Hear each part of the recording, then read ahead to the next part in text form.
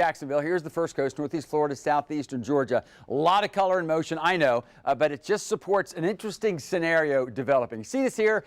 These are basically thunderstorms being driven by winds at about 30,000 feet. Now, the reason that's significant is that those winds, we call it dig into the Pacific. Yes, the Pacific. And some thunderstorms there that normally this time of the year you'd expect them to go west. That energy is pulled into the Caribbean. And in some form or fashion, those showers and thunderstorms will impact us next week. The big question is, will they come with a name? More on that in a moment. Here's the big name, of course, as far as, seas and rains and winds. We're talking about Franklin. Franklin continues to intensify, but here's the headline: Franklin going along as forecast. Yes, we think Franklin, although right now heading to the east and northeast into the open Atlantic, will make a hard turn, even come back a little bit to the north and northwest, but then head back north and northeast.